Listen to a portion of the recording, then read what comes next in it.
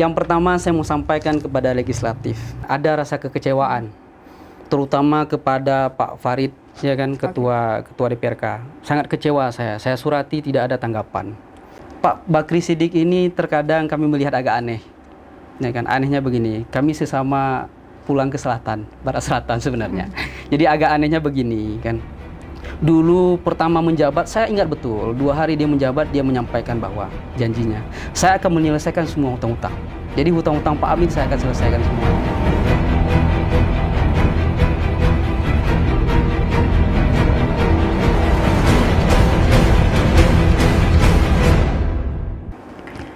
Assalamualaikum warahmatullahi wabarakatuh. Kembali lagi dengan saya Siti Aminah di channel PTM, tepatnya di episode ke-81 tahun ketiga edisi Senin 29 Mei 2023. Bagi rekan yang belum subscribe, silahkan subscribe dan kita masih menunggu komentar yang positif dan membangun pastinya. Baik rekan PTM, kita masih membahas terkait tentang isu ya di kota Banda Aceh. Artinya ini masih mengevaluasi kinerja PJ Wali Kota Banda Aceh. Baik, kita akan angkat tema DPRK Banda Aceh lepas tangan soal tunjangan kinerja PJ Wali Kota khianati guru, bersama narasumber kita Fakhruddin SHI. Beliau adalah Direktur Pena Pendidikan dan Analisis.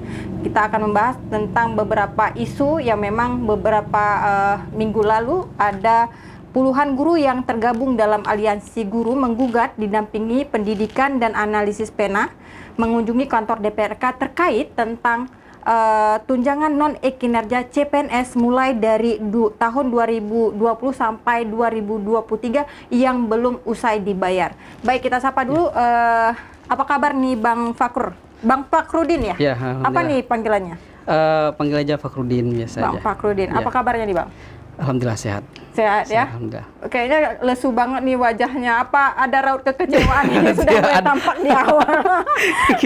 Ya. Baik, terima kasih Bang sudah hadir ke PTM hari ini. Sebenarnya menarik sekali tema kita ya, DPRK Banda Aceh lepas tangan nih soal tunjangan kinerja PJ Wali Kota khianati guru. Ya. Nah, tapi ini Anda dari Pendidikan dan Analisis atau Direktur Pena. Ya. Tapi Anda juga pemirsa PTM juga mau tahu nih apa sih sebenarnya Pena? Pena itu adalah sebuah LSM yang yang lebih terfokus kepada pendidikan dan analisis terhadap perkembangan pendidikan di Aceh. Oke, jadi juga sempat guru-guru yang belum dibayar kinerjanya ngadu ke Pena gitu atau seperti apa? Ini cerita awalnya seperti apa? Jadi kita mendampingi kawan-kawan guru dalam hal ini untuk mengadvokasi kawan-kawan atas kepentingan pendidikan, karena ini adalah bagian dari perkembangan pendidikan. Jadi guru itu tidak bisa dipisahkan dengan pendidikan, begitu juga dengan murid. Nah, ini rasanya kami dari Pena ini terpanggil untuk melakukan pendampingan secara legalitas lah ya. Nah, kita itu banyak yang sudah kita lakukan untuk pendidikan ini. Nah, sekarang kita diminta oleh kawan-kawan guru yang tergabung dalam aliansi guru menggugat Kota Banda Aceh terkait dengan yang kakak sampaikan tadi, tunjangan non kinerja guru.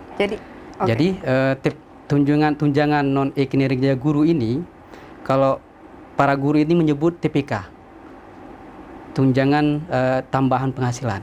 Jadi selain dari gaji, mereka juga dapat tunjangan penghasilan. Kalau nominalnya itu 1 juta per bulan. Oke. Itu ada aturannya? Dan itu tertuang dalam aturan perwal. Juga kalau kita melihat di kementerian juga diatur hal tersebut. Tunjangan guru itu diatur memang. Nah, dalam perwal ini menarik memang Pak Aminullah mengeluarkan perwal di tahun 2020. Oke. Perwal nomor 9 ini menyebutkan bahwa ada 9 item yang harus dibayar oleh Pemku. Tunjangan kepala satuan pendidikan sampai dengan sekretaris gampung. Kemudian juga terhimpun CPNS. Nah, kalau di 2019 kawan-kawan nggak ada lagi CPNS, Bu. Sekarang kan udah ke P3K. Nah, jadi kita melihat hal itu, Pena melihat hal itu juga tidak serta-merta kita asal menuduh, tetapi juga kita melakukan mengidentifikasi semua data, menganalisa semua data-data yang ada. Bahwasanya ini perlu kita dampingi. Oke, dari temuan Pena sendiri ini kan, kalau Anda kan sebagai pendamping lah ya, pendamping guru-guru, memang ada 112 guru ya yang belum guru terbayarkan. Ini Kota Banda Aceh ya, guru-guru PNS yang di Kota Banda Aceh.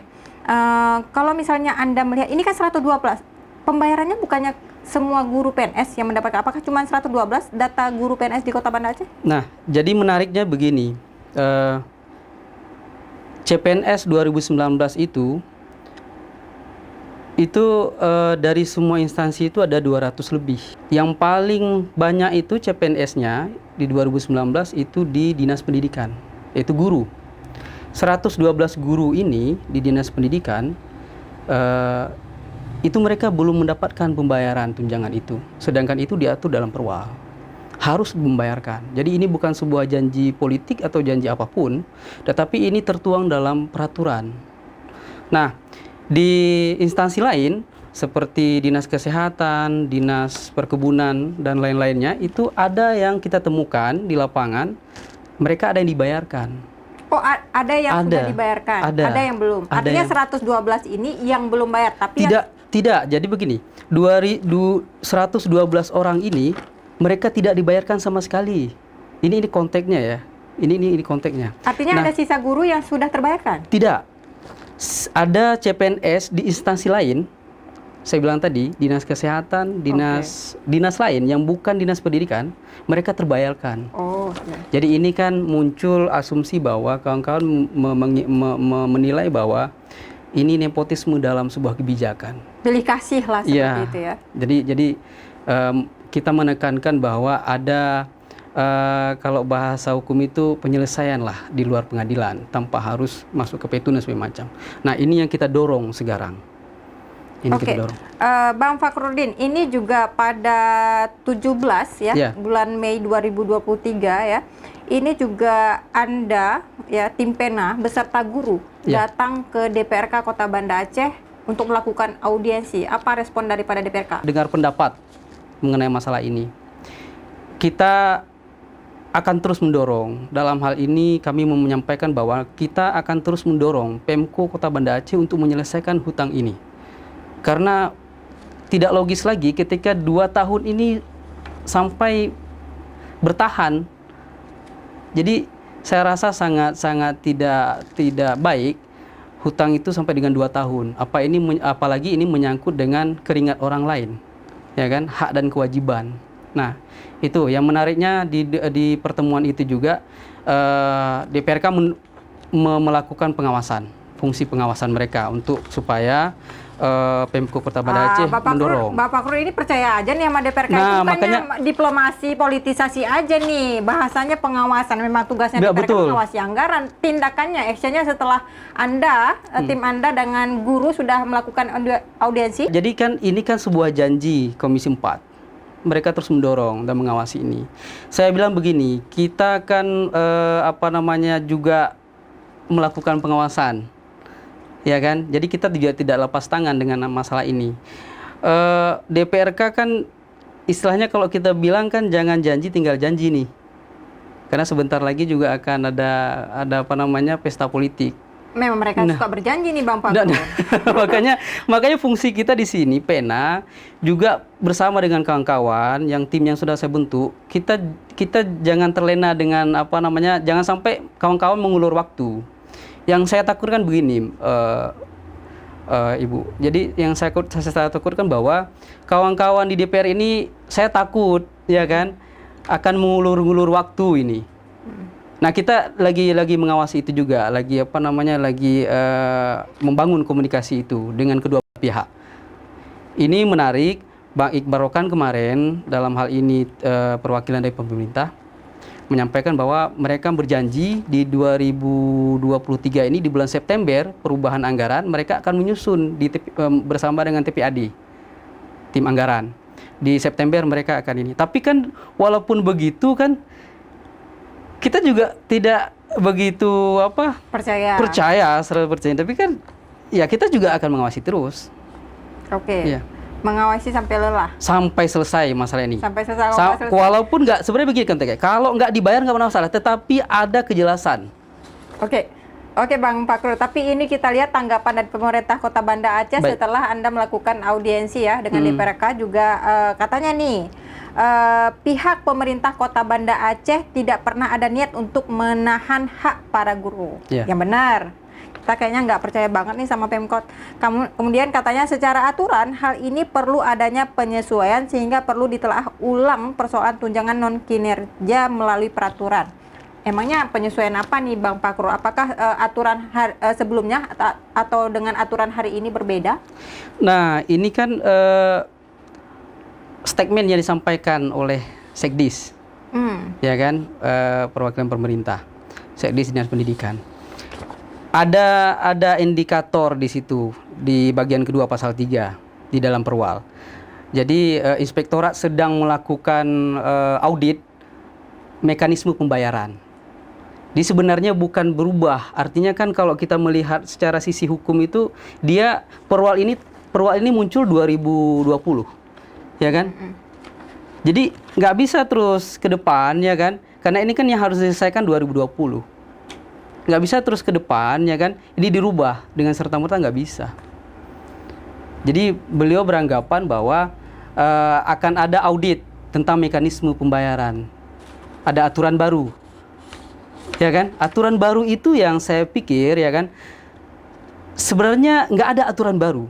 Kalau kita bicara mengenai aturan baru, mereka bilang para guru dibayarkan TPK-nya sesuai dengan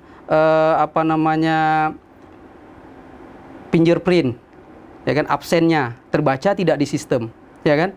Nah, itu mereka sudah ada fingerprintnya, bisa kita buktikan di lapangan. Fingerprintnya sudah ada, tanda tangannya udah sama juga ya? Beda dong. Kalau di dulu kan manual masih. Sekarang kan fingerprint itu yang diinput di data. Yang penting jangan begini Bang Fakrul. Artinya maksudnya kan ini satu orang 24 juta lah ya selama betul. 2 tahun. 2 tahun 24 Kalau bulan. misalnya 112 berarti ada 2,6 miliar yang memang miliar. Pemkot terhutang kepada para guru nih, para guru CPNS ya, tunjangan CPNS kinerja. Tapi artinya yang 24 juta per orang itu belum ditandatangani sama guru kan? Belum ya. Jadi begini, konteks begini, bukan ditandatangani, kan tanda tangan pencairan kan beda dengan tanda tangan absen guru. Jadi itu tadi pemerintah bilang kita bayarkan mereka sesuai dengan kehadiran mereka. Jadi 1 juta per bulan itu ya kan, boleh jadi nanti kalau hadirnya itu setengah, artinya 15 hari, berarti dibayarkan setengah, 500.000. Ya kan? Mereka ingin membuktikan itu. Tapi apapun itu konteksnya, apapun itu mekanisme dan aturannya, ya kan? Aturan mainnya, ya kan? Terserah, ya kan? Yang membuktikan mereka sendiri. Ya kan? Yang pegang janji mereka sendiri. Ya, artinya begini, kalau 500.000 per orang nggak ada masalah. Kawan-kawan guru juga is okay, nggak ada masalah. Jadi perkara ini dilimpahkan ke kita juga bagaimana supaya ini terbayarkan walaupun tidak penuh semuanya. Itu konteksnya. Jangan terus kita bahwasanya para guru ini menuntut sepenuhnya, tidak. Ini begitu. juga terkait tentang pernyataan dari perwakilan Dinas Pendidikan ya, T. Erwin Irham SPMSI. Betul. Nah, dia mengatakan bahwa ada kekeliruan dalam memahami aturan. Siapa yang keliru? Dari Pemkotnya, DPRK-nya, atau gurunya yang tidak paham aturan? Enggak, itu berbeda. Kalau mereka bilang ada kekeliruan dalam proses pembayaran itu tadi, saya rasa seharusnya sudah dituangkan dalam peraturan proses pembayaran, dan itu tidak dituangkan sama sekali. Jadi kawan-kawan juga tahu ya kan, bahwasanya kita nggak hadir nih 15 hari, ya kan, berarti kita nggak dibayarkan. Nah, kekeliruan yang seperti apa itu sudah saya tanyakan di forum ruang rapat. Artinya ini hanya pembenaran saja. Artinya itu hanya pembelaan mereka saja. Pembelaan kawan-kawan Dinas Pendidikan. Ini sorry Pak Erwin nih. Jadi kawan-kawan dinas pendidikan, pembelaan mereka supaya mengelabui, supaya tidak membayar. Oke, bahasa politisasi lah ya. Mm-mm. Oke, tapi ini juga Kepala Badan Pengelolaan Keuangan nih, Bang Pakro ya, M. Iqbal, dibilangnya tunjangan non-kinerja belum masuk dalam APBK. Nah ini kan juga lucu.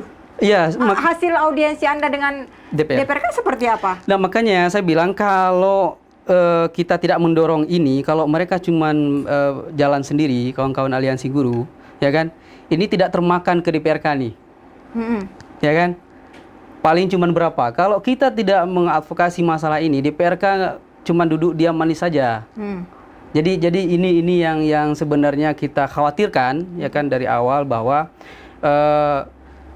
seharusnya, ya kan, APBK 2020 waktu itu, ya kan, itu sebenarnya melihat analisa keuangan daerah, sanggup membayar atau tidak. Nah, kalau kita kembali ke perwal tadi, perwal yang dikeluarkan Pak Amin sudah saya mintai keterangan, artinya saya sudah minta pernyataan dari Pak Amin. Pak Amin bilang, Pak, sampaikan bahwa di RAPBK itu sudah sangat real, bahwa kita sanggup untuk membayar CPNS. Nah, kenapa terus kemudian, ya kan, hilang di dalam PAD. Di dalam draft PAD itu hilang. Nah, itu yang sebenarnya kan harus kita kawal. Tapi kan Anda juga tahu dong, maksudnya Kota Banda Aceh kan lagi defisit nih 148,6 miliar. Ya, Apakah ini juga menjadi indikatornya nih, Bang Pakro? Begini, kalau mereka bicara mengenai defisit anggaran, kemudian BPK juga menyampaikan kemarin, ya kan, itu kan redaksi BPK, laporan BPK. 146 miliar sekian itu defisit sampai dengan Pak Bakri sekarang. Saya rasa begini, jangan mengalibi sebuah permasalahan.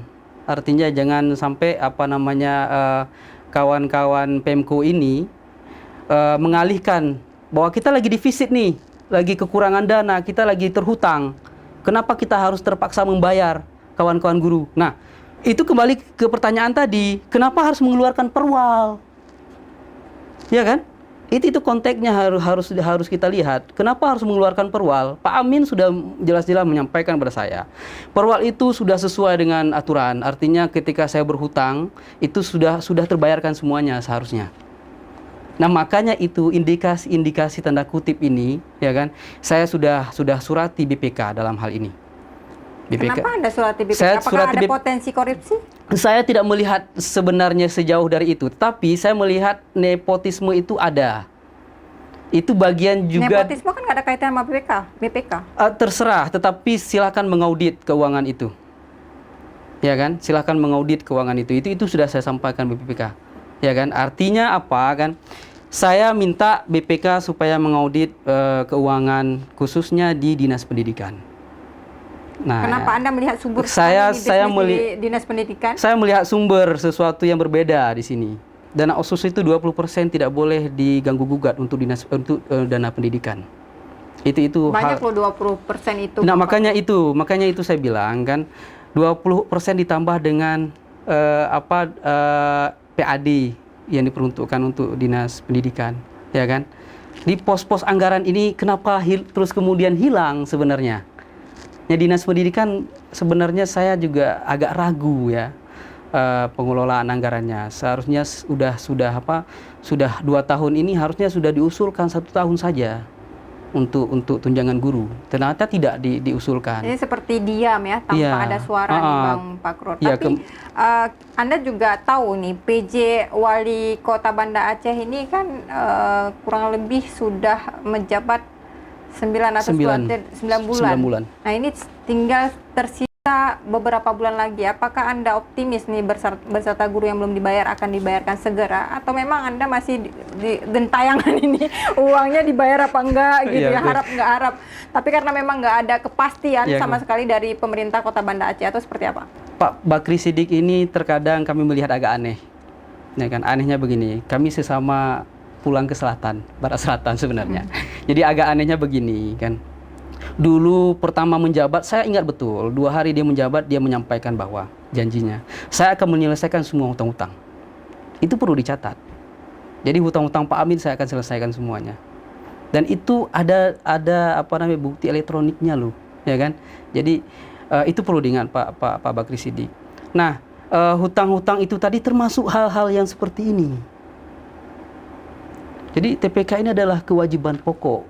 Tapi kan Pemko. Anda bilang tadi nggak Nah, cuma itu. di sini, ada apa tadi, bukan hanya guru yang ada tunjangan itu, tapi ada sampai ke sekretaris gecik dan lain sebagainya. Ya, ada jam- 8 item. Ada 9 item itu 9 item. mereka semua terbayarkan. Yang tidak Hanya guru aja yang hanya CPNS itu item yang ke terakhir yang K itu yang tidak terbayarkan. Ini yang aneh. Anda tidak menyuruh nih gurunya untuk mogok mengajar. Saya sudah begini Kak. Bukan mogok makan, mogok begini. mengajar. Ya begini Bu. Jadi kan sebelum duduk di DPRK itu mereka sudah juga minta kepada kita untuk melakukan ya semacam demo. Ya kan? Ya udah kita demo aja wali kota. Saya bilang tunggu dulu. Kita kalau enggak kita demo aja DPR dulu, bangun dulu. Kalau enggak kita bangunkan perwakilan kita ya kan di DPR, di gedung DPR ini, mereka enggak bangun-bangun ini. Ya memang Jadi mereka seolah-olah tidur nih. ya, jadi seolah-olah kan tidak terjadi apa-apa. Juga PJ Wali Kota begini, Pak Bakri Siddiq begini. Jangan seolah-olah di PJ Wali Kota seolah-olah tidak terjadi apa-apa di Kota Banda Aceh. Jadi kalau bahasa Acehnya lagi hana kejadian sapu. Jadi singak-singak mendeng. Jadi ini kan aneh sebenarnya. Banyak hal-hal yang harus dibenahi PJ Wali Kota dan itu ya sebenarnya sudah tugas dan tanggung jawab beliau untuk menyelesaikan sesuai dengan janji beliau yang kemarin, ya kan? Saya akan menyelesaikan semua permasalahan, termasuk masalah hutang katanya. Nah ini yang kita tuntut sekarang, ini yang kita harapkan Pak Bakri Siddiq bisa mendengar, artinya segeralah melakukan memberikan solusi kepada kawan-kawan guru. Oke, jadi Anda nih sebagai Direktur Pena juga bisa mengevaluasi kinerja nih PJ Wali Kota Banda Aceh hari ini seperti apa sih Bang Pakrur, mulai dari mungkin pembangunan visi infrastruktur sampai ke tahap memang banyak sektor ya pemirsa PSTM kita bahas dari kemarin tentang mengevaluasi kinerja PJ Wali Kota Banda Aceh. Dari wali kota sebelumnya sampai hari ini sepertinya belum ada PJ yang benar-benar mengayomi masyarakat ya atau menjawab seluruh keluhan masyarakat. Tapi Anda melihatnya seperti apa Bang Pakrur? Begini, kalau saya melihat dari sisi pendidikan, pembangunan pendidikan Kota Banda Aceh, selama Pak PJ ini sebenarnya ada beberapa kendala sebenarnya, ya kan, ada beberapa kendala. Jadi kita harus memberikan sedikit, kalau bahasa kami ini ya Pak PJ harus berbenah lah, jangan hanya diam, ya kan, jangan hanya diam. Bahwa ada permasalahan yang sangat serius, termasuk masalah ini, masalah masalah tunjangan guru ini. Untuk pembangunan yang tadi yang Ibu sampaikan, pembangunan fisik sebagai macam, saya lihat begini, sekolah-sekolah ini nggak ada yang berubah loh selama PJ Wali Kota. Jadi stagnan jalan di tempat saja. Jadi sebenarnya tidak ada perubahan yang signifikan selama PJ Wali Kota tentang pendidikan, pembangunan pendidikan, mulai dari pembangunan struktur pendidikan itu sendiri.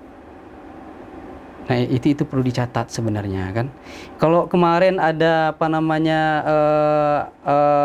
program kementerian, itu program kementerian ya kan, program kementerian. Nah itu berbeda dengan program PJ Wali Kota. Saya PJ Wali Kota punya program sendiri bagaimana pendidikan Kota Banda Aceh ini jauh lebih baik, mulai dari infrastrukturnya dan sebagainya macam. Nah itu sebenarnya. Yang menarik ini begini Kak, perlu saya sampaikan di media ini bahwa kemarin itu kita juga punya temuan itu kepala-kepala sekolah yang tidak memenuhi standar sebagai kepala sekolah terus ditunjuk sebagai kepala sekolah. Ini kan contoh buruk sebenarnya untuk PJ Wali Kota Banda Aceh. Sebenarnya Kota Banda Aceh ini menjadi ikonnya pendidikan seluruh Aceh. Kan begitu, ya kan? Ya, benar. Seharusnya, ya kan, Kota Banda Aceh itu ikonnya pendidikan, perkembangan pendidikan seluruh Aceh. Karena universitas kita deket, ya kan? Profesor kita banyak di Kota Banda Aceh. Jadi tidak mencerminkan. Jadi ya? tidak mencerminkan itu. Jadi alangkah disayangkan sekali itu. Jadi di situ yang boleh saya komentari tentang Pak PJ Wali Kota.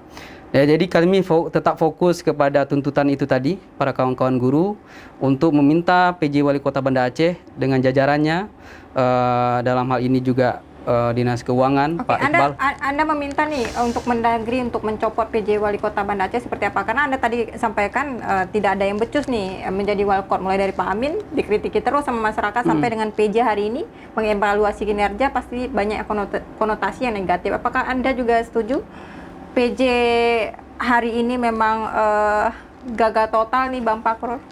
Iya, kalau saya bilang gagal total, asumsi publik udah begitu.